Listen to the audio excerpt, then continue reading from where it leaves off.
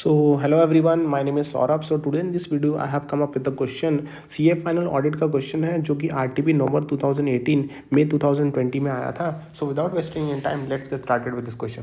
तो यहाँ पे ये है बताना है आपको व्हेन द ऑडिटर मॉडिफाई करता है ऑडिट ओपिनियन. ऑडिटर जब अपना मॉडिफाई करता है ओपिनियन तो ऑडिटर यहाँ पे यूज़ करता है हेडिंग क्वालिफाइड ओपिनियन या फिर एडवर्स ओपिनियन या फिर disclaimer of opinion age appropriate for the option section opinion section में जो भी अप्रोप्रिएट होता है. एज एन एक्सपर्ट आपको बताना है you are required to brief the special consideration required for expressing qualified opinion adverse opinion disclaimer of opinion. So क्या special consideration आपको कंसिडर करना चाहिए for expressing qualified opinion adverse opinion disclaimer of opinion. So special consideration required for modified opinion की अगर हम बात करते हैं सबसे पहले special consideration for required for modified opinion में तीन चीज़ आती हैं. एक तो होता है qualified opinion adverse opinion disclaimer of opinion. So special consideration required for expressing qualified opinion. Qualified opinion में क्या स्पेशल कंसिडरेशन होता है कि यहाँ पे जब भी ऑडिटर एक्सप्रेस करता है qualified opinion due to the material misstatement in the financial statement. अगर कोई मटेरियल मिसस्टेटमेंट है फाइनेंशियल स्टेटमेंट में तो ऑडिटर यहाँ पे एक्सप्रेस अगर कर रहा है qualified opinion in the financial statement तो ऑडिटर यहाँ पे auditor shall state that in the auditor's opinion auditor shall state that in the auditor's opinion except for the effect of matter described in the basis of qualified opinion section वापस बोल रहा हूँ except for the effect of matter described in the basis of qualified opinion section the accompanying financial statement present fairly in all matter respect in accordance with applicable financial reporting framework. In accordance with applicable financial reporting framework या फिर और give true and fair view जो भी आपको सही लगे.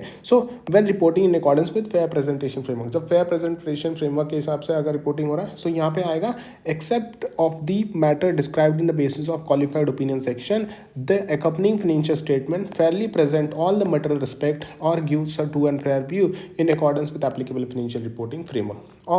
और जब यहाँ पे reporting in accordance with compliance framework होता है तो यहाँ पे ये बताएगा ऑडिटर्स ओपिनियन. सो ऑडिटर यहाँ पे स्टेट करेगा that in the auditor's opinion except for the effect of the matter described in the basis of qualified opinion so the accompanying financial statement has been prepared in all material respect as per applicable financial reporting framework.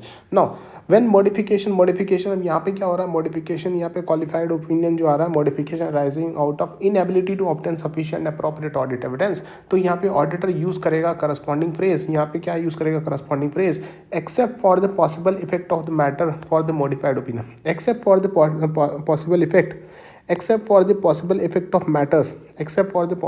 Of the matters यहाँ पे क्या use किया जाएगा यहाँ पे except for the effect of the matters की जगह पे यूज़ किया जाएगा except for the possible effect of matters. और ये दोनों सेम ही आएगा कि that accompanying financial statement properly present all the matter respect to give true and fair view. और यहाँ पे the accompanying financial statement have prepared in all matter respect in accordance with applicable financial reporting framework. ये हो गया जब हम करते हैं एक्सप्रेस करते हैं जब ऑडिटर एक्सप्रेस करता है qualified opinion.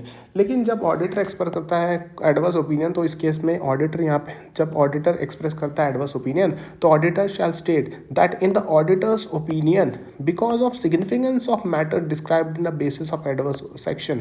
Because of significance ये बहुत इंपॉर्टेंट वर्ड है. Because of significance of the matter described in the basis of adverse opinion because of the significance of the matter described in basis of adverse opinion.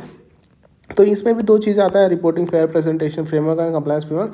The accompanying financial statement do not fairly present और give true and fair view in accordance with applicable financial reporting framework. The accompanying financial statement have not been prepared in all matter respect in accordance with applicable financial reporting framework. So यहाँ पे क्या बोल रहा है कि auditor जब express करता है एडवर्स ओपिनियन तो auditor shall state that auditors opinion that in the auditor's opinion because of significance of the matter described in the basis of adverse opinion because of the significance of matter described in the basis of adverse opinion. So यहाँ पे ये दो चीज़ें वही आ जाता है कि जब financial statement do not fairly present और यहाँ पे financial statement has not been prepared in all matter respect as per applicable financial reporting framework.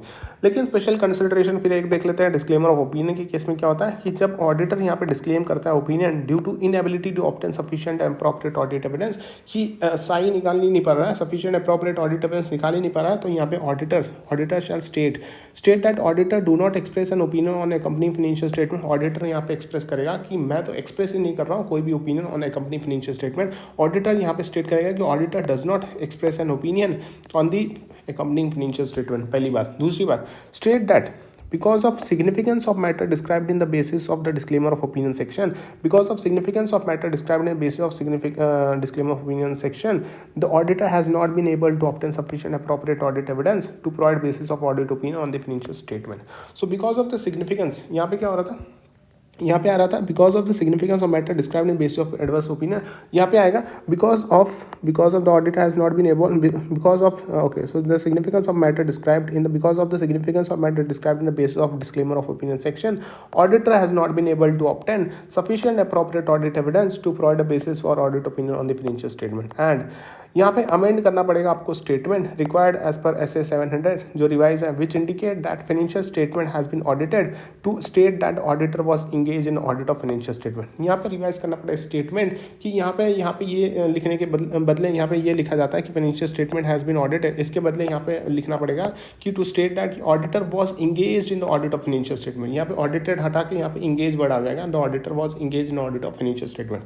फिर लास्ट वाला पॉइंट आता है कि unless required by law and regulation, जब तक यहाँ पे लॉ एंड रेगुलेशन नहीं बोलता है तब तक यहाँ पे ऑडिटर जब भी डिस्क्लेम करेगा ओपिनियन ऑफ फाइनेंशियल स्टेटमेंट तो ऑडिट रिपोर्ट के अंदर यहाँ पे इंक्लूड नहीं होगा की ऑडिट मैटर्स सेक्शन। सो की ऑडिट मैटर सेक्शन नहीं आएगा अगर ऑडिटर यहाँ पे डिस्क्लेमर ऑफ ओपिनियन दे रहा है। So unless it is required by laws and regulation की अगर देना है तो ही दे सकते हैं, लेकिन unless required by law and regulation auditor यहाँ पे डिस्क्लेमर ऑफ ओपिनियन के टाइम पे यहाँ पे ऑडिटर यहाँ पे रिपोर्ट शैल नॉट इंक्लूड की audit matter section in accordance with SA 701। सो इसी के साथ ये क्वेश्चन यहीं पे खत्म हो रहा है। Thank you so much.